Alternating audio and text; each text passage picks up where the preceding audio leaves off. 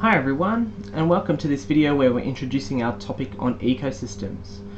Now I realise that this is not the first time you've encountered the concept of an ecosystem, so some of this should feel quite familiar to you, but it's still important that we spend a bit of time kind of revisiting some of the concepts that you've met before, that we're going to build on and we'll go a little deeper in this topic. Okay, so what we're going to do, just to give you a verbal overview, is that we're going to spend a bit of time introducing some of the key vocabulary, kind of listing out some of the words that you'd be familiar with, or that you're going to need to know a bit better, and giving you some definitions, or kind of talking about some examples of these things that that you might come across. All right, so let's get started. All right, now because we're dealing with a science that involves living things, let's start off with the term organism. Okay, so we're just thinking about a living thing. Okay, so that rather than using the label living thing like you might when you're in year 7 or something like that, that we talk about organisms. Okay, anything that's living is an organism. Okay, and so we are dealing with the ecosystems and the study of ecosystems. So we're looking at the study of living things in their environment. Okay, now environment's a fairly familiar kind of word in everyday kind of language, save the environment and that sort of thing. But here, when we're talking about the environment in an ecosystem, we're talking about an organism's physical surroundings. Okay, so what's the place that those organisms are found? What's there? What's the land like? What's the temperature like? What's the altitude? What's the wind like? So it's a physical thing. So very much like we're thinking about a geographical area or place. Okay, so it might be and what's it like? Okay, so it's not just alright. Well, where is it? But we also want to be able to study it and to be able to know about it in detail. Okay, so that when we're talking about an environment, that's the sort of thing that we're particularly interested in. Okay, but so we're talking about organisms in their environment.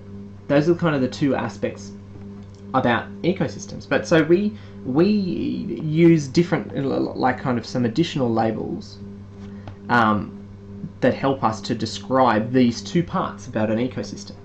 So we're talking about biotic and abiotic. You can see that these words are very closely related. Okay, so when we're talking about biotic components or parts, we're talking about the living components. Anything to do with, alright, what kind of living things, what kind of organisms do we find? How many do we find? How do they interact with each other? But then abiotic, so when you see in Greek, which comes from, when you have a there, a means like without. Okay, so if we're talking about biotic referring to living components, then when we're talking about abiotic, we're talking about everything else that's non-living. Okay, so aspects of the environment, and things that we can measure about it, we refer to as abiotic factors, or components, or things like that. So that we use those related labels. Okay, so we're talking about the organisms, that is, referring to living things. Okay, their environment, their physical surroundings, the geographical place you'd find them in, and what we can find out about it. And then introduce the two, kind of leveling up our language to talk about things in terms of biotic and abiotic factors. But the reality is that ecosystems are not just about studying one living thing, one type of dog, one type of bird, one specific organism. We're talking about a population of organisms. Okay, so when we're talking about a population, so we're saying, so all the organisms of a particular species. So we know that organisms come in different species. You looked at that in classification in year 7 and in the topics like that in year 8. That we would talk about Homo sapiens, human beings, as a complete species, not just one organism, but all of the organisms of the same type. Okay, that species is very specific. Okay, and so we want to say, right, well, what's the frog population like? What's the mosquito population like? in a given area. So where we're thinking more broadly about the number of organisms. Okay, and so, but here with a population, we're talking about one species. But the reality is that in an ecosystem, you don't just have one type of organism in that place. You have a community of organisms living in that place. Okay, see if I can bump that up just a little bit to make it a bit easier to see. Okay, so we're thinking 2 or more, so species in the same area, maybe we might say in the same environment, to clue in with the language that we've been picking up. Okay, so we're seeing the right. So in this place, what kind of species do we find, and how do they? Because they're all connected, they all interact with each other. So looking at them as a community that functions. How does that community kind of work? Okay, and so then what we see is then we start introducing the last couple of terms that we're going to talk about. That is, we're thinking about within that community, within that particular environment, we're thinking about the specific habitat that is the place where a specific organism lives. Okay, so it's like, okay, within that very specific environment, where would you find that frog? Where would you find that fish or that anemone or whatever?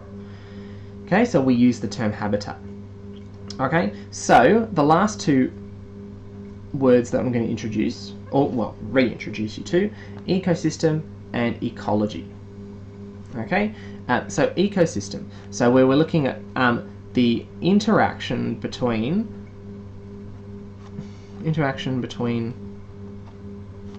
a community of organisms and its environment. Okay, so we're looking at the connections between the living and the non-living components in a particular space. Okay, and so remember that in science, when we're looking at ology as a suffix for something, so we're looking at the study of ecosystems. To put it simply, that is, this is a field of science. That's something that a scientist can be trained to look into, to actually how we can study and find out more about ecosystems. Okay, so looking at the behavior of living things in their environment, and the way that, you know, the specifics of the fine-tuning of that place affects what organisms can live there, and how they live, and how they interact, and what eats what, and how much, and all those sorts of things. That falls under the field of ecology. Alright, and that wraps it up. Thanks very much for watching. Bye for now.